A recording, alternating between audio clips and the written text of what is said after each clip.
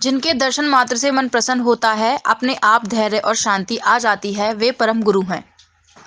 दुर्गा मंदिर सहूर लखीसराय में दिव्य ज्योति जागृति संस्थान द्वारा आयोजित श्री हरि कथा के अंतिम दिवस दिव्य गुरु सर्व श्री आशुतोष महाराज जी की शिष्य स्वामी कुंदनानंद ने कहा कि दिव्य ज्योति जागृति संस्थान के संस्थापक व संचालक दिव्य गुरु सर्व श्री आशुतोष महाराज कोई नई बात या नया पंथ लेकर नहीं आए हैं। गुरुदेव वही सनातन पुरातन ज्ञान की बात करते हैं जो भगवान श्री कृष्ण ने कहा, जो भगवान राम ने कहा, जो सभी संतों ने कहा। सभी संतों का एक ही मत है कि ईश्वर दर्शन का विषय है। संत वही है जो हमारे घट के भीतर स्थित परमात्मा का दर्शन करा दे।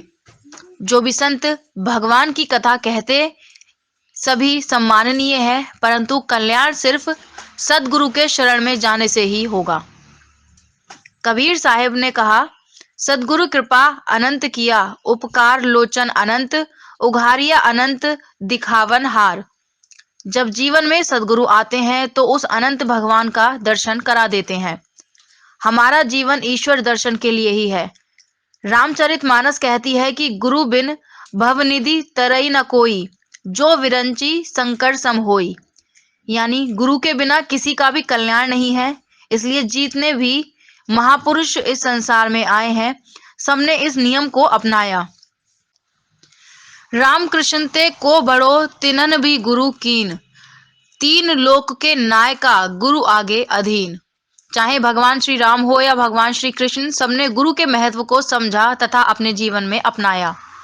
आप ऐसे गुरु की तलाश करें जो शस्त्र सम्मत तत्वदर्शी ब्रह्मनिष्ठ हो। कार्यक्रम के पश्चात विदाई समारोह हुआ, जिसमें सभी श्रोता बंधुओं की आंखें नम हो गईं। हंसता हुआ माहौल गमों में बदल गया। चूंकि ये एक परंपरा है, इसलिए विदाई करनी पड़ती है। वैसे संतों की कभी विदाई नहीं होती। विदाई एक सम्मान का प्रतीक है। कहते हैं एक पिता को पुत्री की विदाई करना सहज नहीं होता, फिर संत सदगुरु की विदाई कैसे सहज हो सकता है। तुलसी बाबा कहते हैं, बिछुरत एक प्राण हर लेही, मिलत एक दुख दारुण देही। जीवन में दो लोग मिलते हैं, एक आते ही दुख देते हैं, एक जाते समय बिना कुछ लिए कुछ कहे प्राण ले लेता है। इसलिए यह विदाई बहुत कठिन होती है। इस प्रकार 5 दिनों से चले आ रही सत समागम हरि कथा का आज विराम हुआ।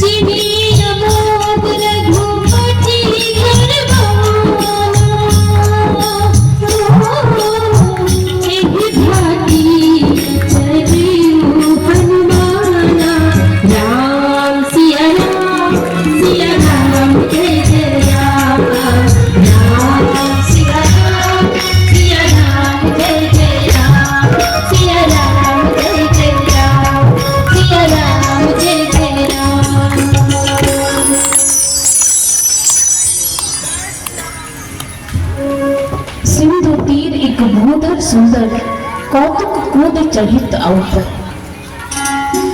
बार बार रघुवीर संभाले। वो प्रभु राम के नाम का उद्घोष करते हुए जय श्री राम जय श्री राम जय श्री राम का उद्घोष करते हुए उन्होंने समुद्र में छलांग लगाई। और वर्णन आता है कि जैसे शिलाखंड पर खड़े होकर के हनुमंत जी ने छलांग लगाई थी, वो शिलाखंड उसी वक्त पाताल में जा धसा। ऐसा विकराल रूप विशाल रूप हनुमंत जी ने धारण किया था। और उधर जैसे समुद्र देव को ये पता चला कि आज प्रभु का एक भक्त प्रभु के कार्य को सिद्ध करने के लिए इस मार्ग से होकर के गुजरने वाला है, उन्होंने उसी वक्त मैनाक पर्वत को भेजा। कहा जाओ और जाकर के प्रभु के कार्य को सिद्ध करो, क्योंकि वो बहुत लंबी यात्रा उसे करनी है, बहुत दूर जाना है। इसलिए जाओ, जाकर उन्हें आराम करने के लिए उनकी सारी व्यवस्था करो। और हनुमंत हनुमंत जी मार्ग में से जा रहे थे, उसी वक्त मैनाक पर्वत सामने आ गया।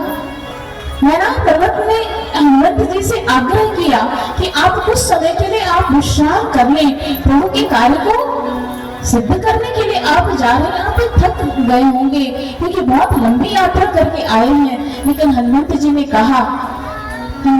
कहा कि जब तक मैं प्रभु के कार्य को सिद्ध नहीं कर लेता हूँ, तब तक मैं आराम कैसे कर सकता हूँ।